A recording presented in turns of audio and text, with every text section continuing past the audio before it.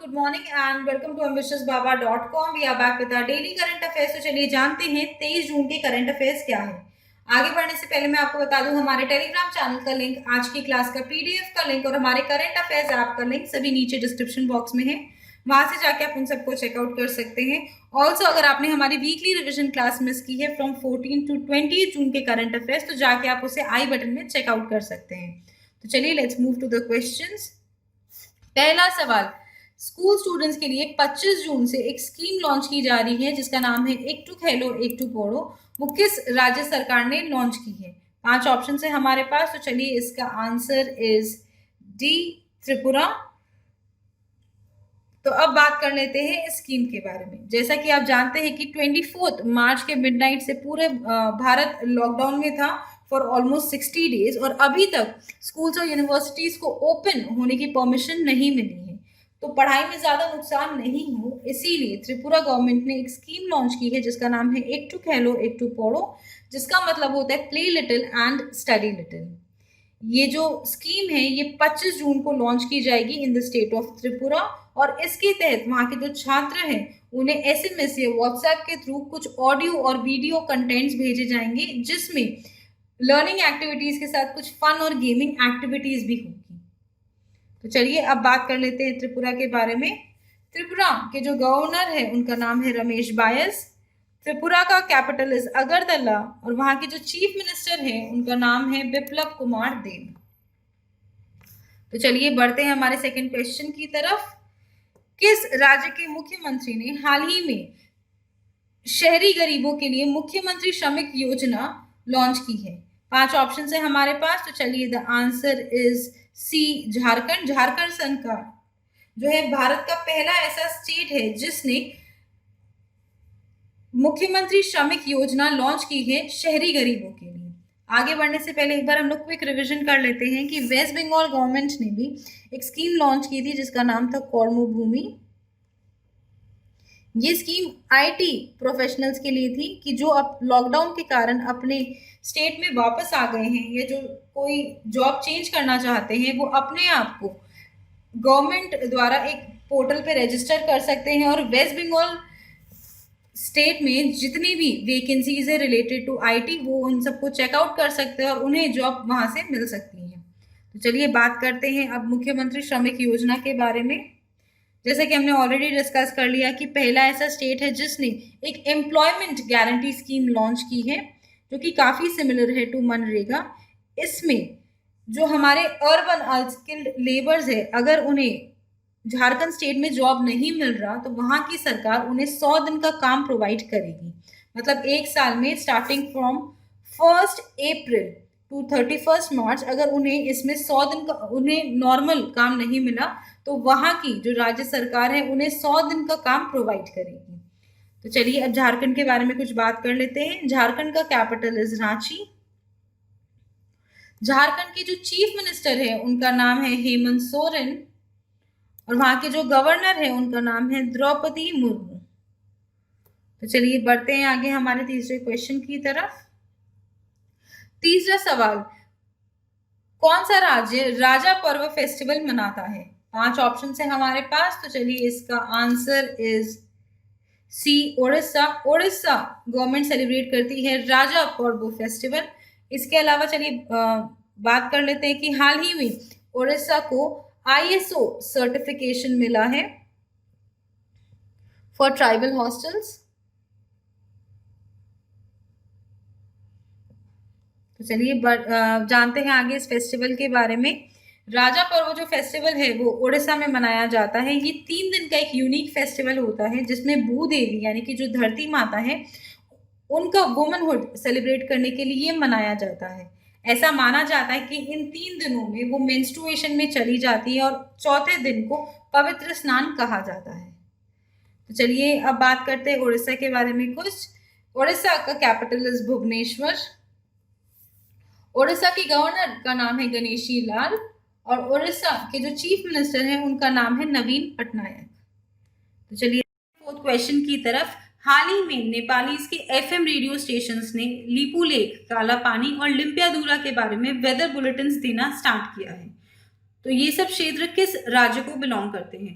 5 option है हमारे पास, तो चलिए the answer is B Uttarakhand. Uttarakhand को ये क्षेत्र बिलोंग करते हैं। अब बात करते हैं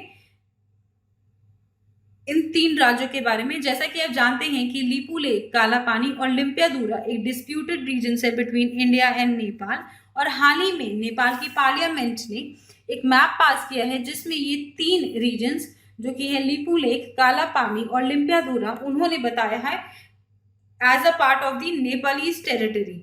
और उसके बाद उन्होंने इन तीनों के ऊपर वेदर बुलेटिन देना स्टार्ट कर दिया है।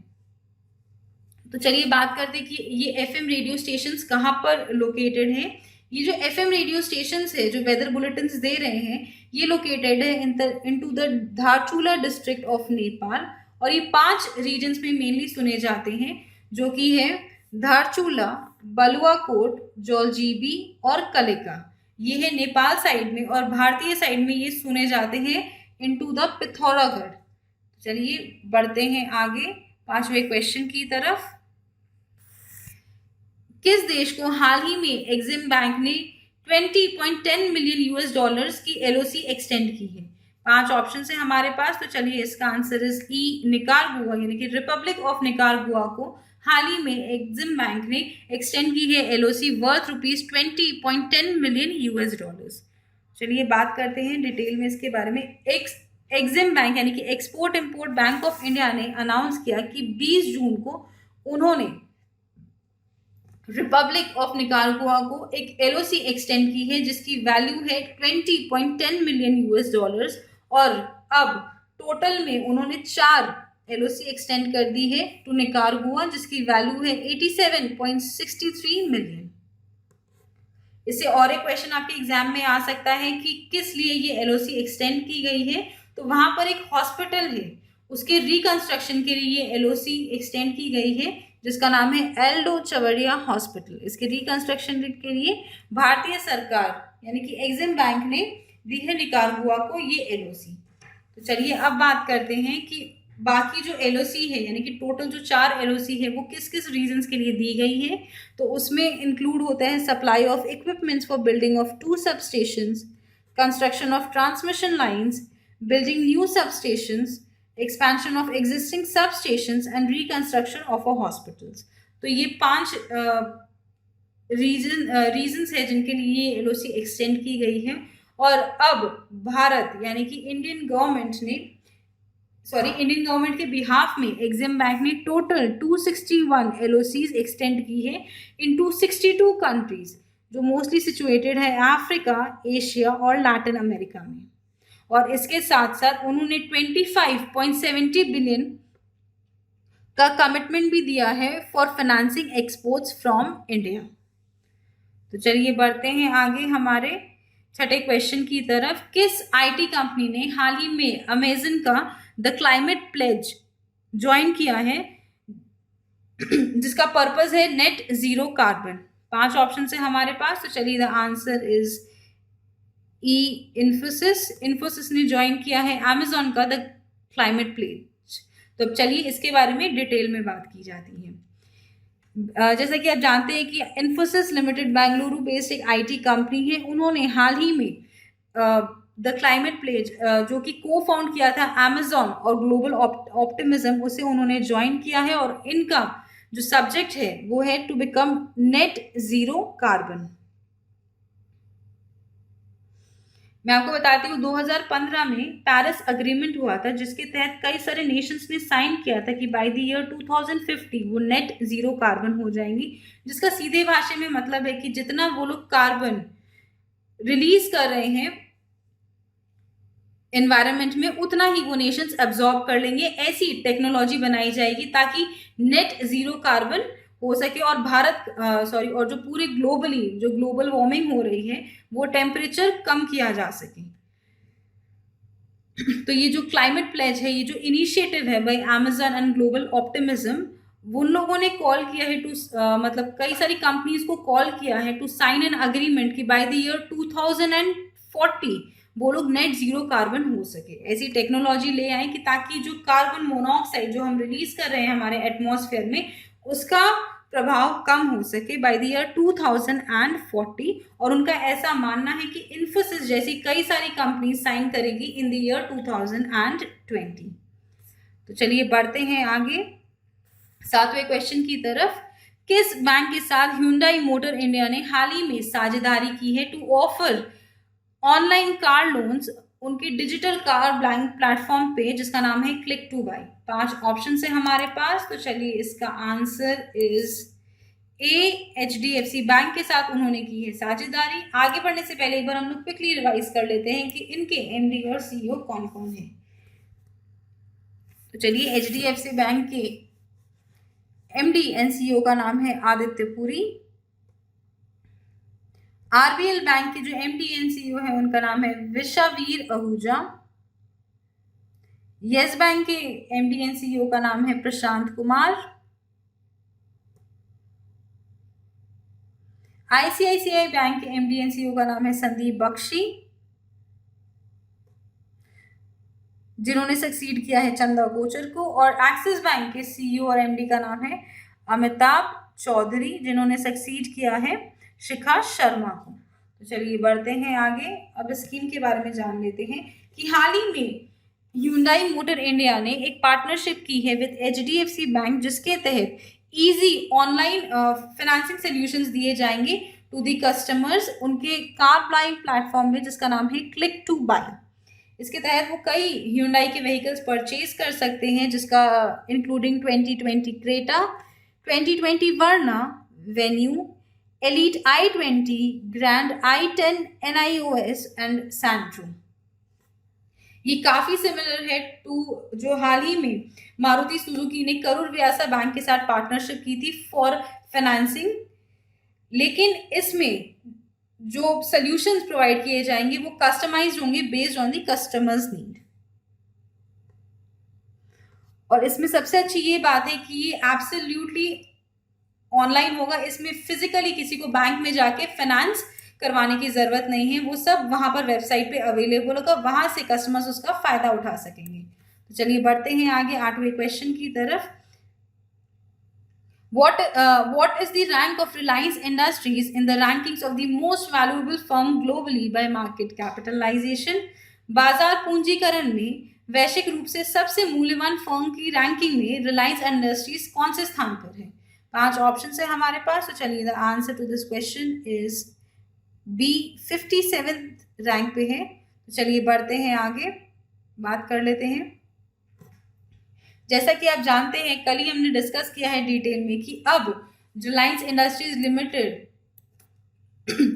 बढ़ के हो गया है 150 बिलियन की कंपनी हो गई है, यानी कि अगर आप इंडियन रुपीज में उसे कन्वर्ट करें तो उनकी वैल्यूएशन हो गई है 11 लाख करोड़। ये आई है जब उसके बाद कि जब उन्होंने अपने आप को नेट डेट फ्री घोषित कर दिया है। तो अब बात करते हैं कि वो कौन से नंबर पर आता है ग्लोबली। मार्च 24, 2020 जो ब्लूमबर्ग ने डेटा रिलीज किया था उसके हिसाब से उनकी रैंक थी 104 नंबर पर, और इस साल की शुरुआत में उनकी रैंक थी 70th पोजीशन पे। और अब हाल ही में जब उन्होंने अपने आप को डेट फ्री अनाउंस किया है उसके बाद वो आ गए हैं globally on the rank of 57। और top 100 companies all over the world में रिलायंस इंडस्ट्रीज लिमिटेड भारत की एकमात्र कंपनी है जिसने फीचर किया है। तो चलिए अब बात कर रहे थे मार्केट कैपिटलाइजेशन रैंकिंग में कौन कौन सी कंपनीज कहाँ पर है। पहले नंबर पर ग्लोबली है सऊदी एरामको, जिसकी वैल्यूएशन है 1764.50 बिलियन $। दूसरे नंबर पर है एप्पल इनकॉर्पोरेशन, जिसकी वैल्यूएशन है 1515.8 बिलियन $। 57 नंबर पर है रिलायंस इंडस्ट्रीज लिमिटेड, जिसकी वैल्यूएशन है 150 बिलियन $। 104 नंबर पर है टाटा कंसल्टेंसी सर्विसेज और 149 पर है HDFC। तो चलिए बढ़ते हैं आगे हमारे 9वें क्वेश्चन की तरफ। पद्मश्री अवार्डी विद्याबेन का हाल ही में निधन हो गया, वी कौन थी? 5 ऑप्शन है हमारे पास, तो चलिए इसका answer is C, social worker थी। तो अब विद्याबेन के बारे में कुछ जान लिया जाए। विद्याबेन का हाल ही में 98 साल की उम्र में निधन हो गया था उनके रेसिडेंस में, जो कि है नेशनल कैपिटल यानी कि दिल्ली में। वो एक सोशल वर्कर के साथ एक नेशनल अवार्ड विनर भी थी। तो चलिए अब उनकी लाइफ के बारे में कुछ जान लेते हैं। पहले जानते हैं उन्हें कौन कौन से पुरस्कार मिले थे। तो उन्हें कई सारे पुरस्कार मिले थे, including Padma Shri in the year 1992, और उन्हें नेशनल अवार्ड दिया गया था उनके आउटस्टैंडिंग सर्विसेज के लिए in the field of child welfare in the year 1986। काफी इंस्पिरेशनल लेडी रही हैं विद्याबेन शाह। तो अब जानते हैं कि उन्होंने क्या क्या रोल प्ले किया है। न्यू दिल्ली म्युनिसिपल कॉरपोरेशन की वो फर्स्ट नॉन ऑफिशियल थी जिन्होंने हेड किया था न्यू दिल्ली म्युनिसिपल कॉरपोरेशन 1970 में। उसके अलावा वो 2 बार चुनी गई थी president of the Indian council of child welfare, एक बार फ्रॉम 1976 टू 1979 और दूसरी बार फ्रॉम 1985 टू 1994। उसके अलावा एज अ यूनिवर्सिटी स्टूडेंट उन्होंने क्विट इंडिया मूवमेंट में भी भाग ली है और उन्होंने एस्टैब्लिश किया था पहला बाल भवन जो कि राजकोट में है इन द ईयर 1940। तो चलिए बढ़ते हैं हमारे आज के आखिरी क्वेश्चन की तरफ। राजेंद्र गोयल का हाल ही में निधन हो गया, वे कौन थे? 5 ऑप्शन है हमारे पास। तो चलिए the answer is E, cricketer थे।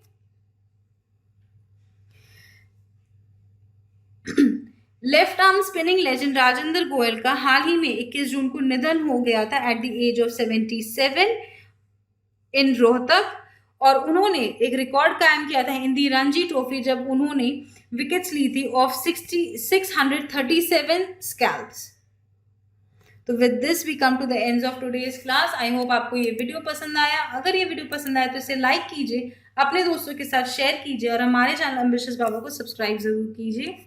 Also please visit our website test.ambitiousbaba.com, जहाँ पे आपको मॉक टेस्ट मटेरियल्स मिल जाएंगे for a lot of subjects including banking, एसएससीज, railways, JAIIB, CAIIB and para 13। एक बार आप उसे जरूर चेकआउट कीजिए और उसे परचेज हम वहाँ पे डायरेक्टली कर सकते हैं ताकि आप अपने एग्जाम के लिए बेहतर प्रिपेयर हो सके। Thank you friends, it's all for today, have a great day.